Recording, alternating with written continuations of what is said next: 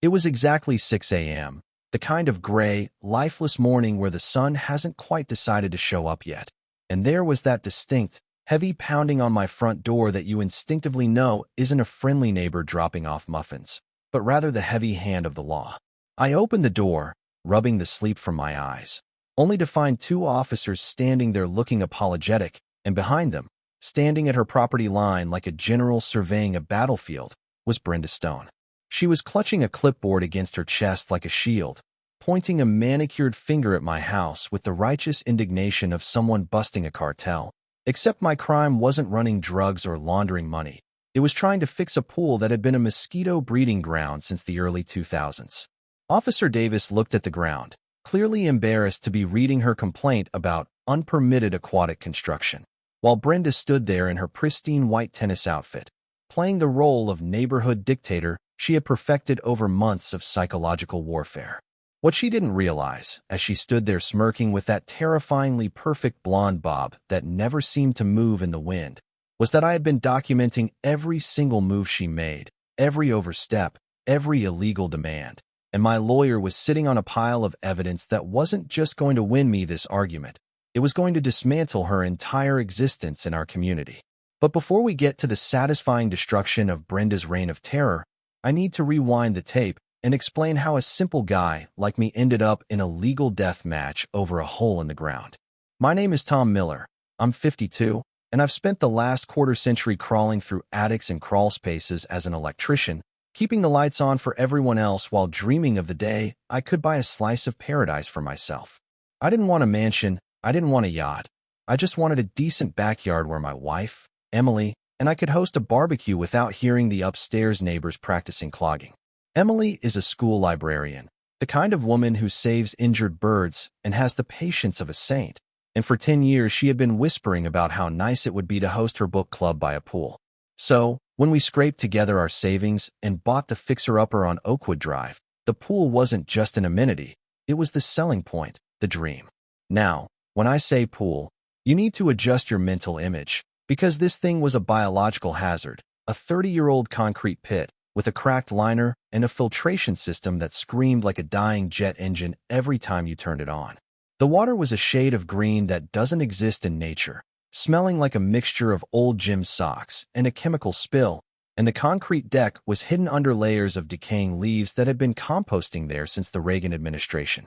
When I got the first quote for a professional renovation, the number came back at $45,000, which was enough to make my heart stop. So I decided to lean on my decades of trade experience and go the DIY route, figuring, hey, I'm handy. How hard can plumbing and concrete be? That was the moment I walked into the crosshairs of Brenda Stone. She materialized in my driveway on our second day, clicking towards me in heels that cost more than my truck, trailing a cloud of lavender perfume so thick you could taste it. She was mid-50s, with a smile that showed all her teeth but none of her humanity, and she handed me a welcome packet that weighed about 5 pounds. "Welcome to Oakwood Drive," she chirped, her voice dripping with fake sweetness. "I'm Brenda, your HOA president, and this is your Bible, the rules that keep our property values from plummeting." I flipped through the pages, seeing insane regulations about grass height measured in millimeters and approved shades of beige for mailboxes, while Emily rolled her eyes behind her back. Then Brenda dropped the bomb, adding casually, "Oh, and if you're thinking of touching that eyesore in the back, you'll need full architectural approval. We can't have people just doing whatever they want." I started draining the swamp the next week, and like she had a radar for joy, Brenda appeared at the fence line instantly, camera phone in hand, snapping pictures like she was documenting a crime scene. "Excuse me," she shouted, her voice cutting through the hum of my pump. "I don't see a permit posted, and that's a $600 daily fine until you cease and desist." I tried to explain, calm and reasonable, that I wasn't building a new pool, I was just restoring the existing one, cleaning up a health hazard, but her smile just got tighter, sharper. "Any exterior change requires committee review," she said. "The committee meets next month. I'll send you the forms." I did some digging that night and found out the architectural committee was just Brenda and two of her bridge partners, a literal kangaroo court. But here is where the plot thickened. I took a walk around the neighborhood and found 3 other houses that had done massive pool renovations in the last 2 years, and none of them, not a single one, had required this phantom approval. Emily found the neighborhood Facebook group, and Brenda had already posted about us, vague booking about new residents disrespecting community standards. And while half the comments were terrified of her, there was one guy, Sergeant Frank Russo, who commented, "Maybe let the man fix his property." To which Brenda replied, "Some people don't care about quality." This wasn't about rules. This was about dominance, about a lonely woman who treated the neighborhood like her personal fiefdom. 3 days later, I got a certified letter from the city because, of course, Brenda had reported me for unpermitted construction violating city codes, demanding I restore the property to its original condition. Think about the insanity of that. She wanted me to restore it to a mosquito-infested swamp because that was the original condition. She went back to Facebook, posting photos of my drained pool, calling it visual blight, and that's when I decided I wasn't just going to fix my pool, I was going to fix the HOA. I spent the entire weekend reading the bylaws, 47 pages of dry legal text that would bore a statue to tears, but buried deep in Section 12, Paragraph B, I found the silver bullet. Architectural approval is required for structural additions that alter the footprint, meaning since I wasn't changing the size or shape, Brenda's rules didn't apply to me. But I didn't stop there. I went to City Hall, paid $12, and pulled the permits for those 3 other pool renovations I'd seen. The pattern was undeniable. Brenda had approved identical work for those houses instantly, and the common denominator was that she was the real estate agent who had sold them the houses. It was a pay-to-play scheme disguised as community management. Even better, on her public business Instagram, Brenda had posted a humble brag photo of her own pool renovation from 3 years ago, captioned "Smart upgrades increase value," and a quick check of the records showed she had 0 permits and 0 approval for her own work. I printed everything, the bylaws, the hypocritical approvals, her own incriminating photos, and organized it into a binder I labeled The Nuke. I was standing in my backyard, finally watching clean water circulate in my pool, sipping a beer, when Emily pointed out that Brenda's blinds were twitching. That evening, Brenda knocked on the door, no fake smile this time, just cold, hard malice, holding a folder of her own. "Mr. Miller," she said, "the board is calling an emergency meeting regarding your violations, specifically unpermitted construction and—" She paused for dramatic effect, disturbing the peace with excessive noise. I had been using a hand trowel, mind you. "I suggest you bring a lawyer," she sneered. After she left, Emily looked at me and said, "She actually told you to bring a lawyer? Does she have a death wish?" I realized then that Brenda wasn't just annoying, she was legally exposed. Selective enforcement, applying rules to one person but not another, is a discrimination lawsuit waiting to happen.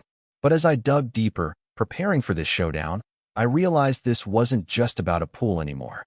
This was about a woman who had been skimming off the top, bullying the weak, and breaking every law in the book, and she had just invited me to a meeting that was going to become her public execution.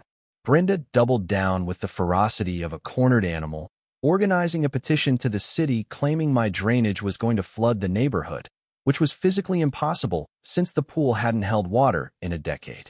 I hired a private inspector, a guy named Inspector Davies, who spent 2 hours measuring every inch of my property only to tell me everything was perfect. But Brenda wasn't deterred. She started showing up at 7 a.m. with a decibel meter app on her phone, standing in her heels in the dirt, screaming at my contractor Steve, that his air compressor was violating noise ordinances. Steve, a man of few words, just looked at her and said, "Lady, it's Tuesday morning. Go to work."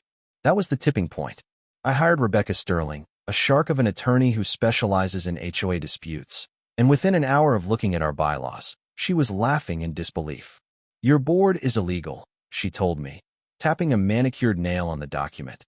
"State law requires 5 members. You only have 3, which means every decision Brenda has made in 2 years is void." But Rebecca kept digging, subpoenaing the financial records, and found that Brenda had been having architectural review fees, checks made out to the HOA, deposited directly into her personal checking account. It wasn't just power tripping, it was embezzlement, plain and simple criminal fraud under state statutes. Word got out that I was fighting back, and suddenly the neighbors started coming out of the woodwork like resistance fighters in a dystopian movie. Linda Chun, a sweet lady down the street, told me Brenda had blocked her fence repair for a year because the wood stain wasn't aesthetic enough. Sergeant Frank Russo, the Vietnam vet who walks with a cane, told me with tears in his eyes that Brenda tried to block his wheelchair ramp because it ruined the curb appeal. Emily started stress-baking chocolate chip cookies, and the smell wafted through the neighborhood, a sweet counteroffensive to Brenda's toxicity. I learned about the Fair Housing Act and realized Brenda wasn't just mean, she was targeting protected classes, the elderly, the disabled, working-class families, while letting her rich real estate clients do whatever they wanted. The emergency meeting was set for Thursday, and Brenda sent out notices claiming we were threatening community standards, blissfully unaware that I was walking in there not just with a defense, but with a criminal referral. The week before the meeting, Brenda went nuclear, calling the cops on my contractors for trespassing, calling the cops on my pool pump for noise, and even parking her luxury sedan across my driveway to monitor compliance. I installed high-definition security cameras, and within 48 hours, I caught her at 3 a.m., dressed in black like a budget ninja, pouring industrial-strength weed killer on my new landscaping. I saved the footage to the cloud, smiling as I watched her destroy her own future. She tried to file a harassment complaint against me, but the officer watched the video of her trespassing on my property and literally laughed, warning her she was close to being arrested. She tried to get the health department to condemn my pool, but the inspector said it was the cleanest site he'd seen all year. It was a spiral of desperation. We started holding strategy meetings in my backyard, Sergeant Frank, Linda, and a dozen others, sitting by the sparkling water, sharing stories, realizing we weren't alone. Then came the bombshell. The day before the meeting, Rebecca called me, her voice trembling with excitement. "Tom, sit down. I found something that changes everything. Brenda doesn't live on Oakwood Drive." I froze. It turned out, based on utility bills, voter registration, and her driver's license, Brenda had moved out 2 years ago after her divorce and was living in an apartment 15 miles away. She was using her mother's address to maintain her grip on power. I walked down the street to visit Mrs. Higgins, the elderly woman I thought was just Brenda's neighbor. She was a sweet, confused soul who invited me in for tea and innocently revealed the truth. "Oh yes, Brenda moved out years ago. She just has her mail sent here to help me out." It was tragic. Brenda was manipulating her own mother to commit mail fraud and voter fraud. I could have ended it right there, exposed her on the spot, but Rebecca and I decided to wait. We would let her walk into that meeting, let her climb up on her high horse, and then we would kick the ladder out from under her in front of everyone. Brenda spent the final hours before the meeting frantic, filing frivolous lawsuits against me for defamation and emotional distress, ironically filing the paperwork from her actual address in the next town over, providing us with even more proof. She showed up at Linda's volunteer job at the library, demanding she be fired. She harassed Sergeant Frank at the VFW. She was burning bridges she hadn't even crossed yet. She sent out letters threatening to foreclose on our homes for unpaid fines that she had invented. The neighborhood didn't buckle. Instead, the threats united us. Kids set up lemonade stands to pay for legal fees. Businesses banned Brenda, and the air on Oakwood Drive changed from fear to resolve. We knew that federal RICO laws could apply to organized fraud like this. We were ready. The meeting was tomorrow night, and Brenda thought she was presiding over a trial. She had no idea she was the defendant. The community center was usually a ghost town for HOA meetings, maybe 5 bored people and a plate of stale cookies. But that Monday night, it was standing room only. 67 homeowners packed into the room, lining the walls, the air thick with the kind of static electricity you feel before a lightning strike. Brenda Stone sat at the head table, looking haggard, her makeup patchy, her hands trembling as she shuffled papers, clearly unnerved by the turnout, but still clinging to her delusion of power. My lawyer, Rebecca, sat in the front row with 3 bankers' boxes of evidence, looking like an executioner in a pantsuit. Brenda banged her gavel, trying to project authority. "Welcome to this emergency session to address the lawlessness threatening our property values," she announced, her voice wavering slightly. She went through a fake financial report, then glared at me. "Some residents refuse to follow rules, but we will not be intimidated." That was the cue. Sergeant Frank Russo stood up, leaning on his cane, and asked quietly, "Brenda, I have a question about your residency."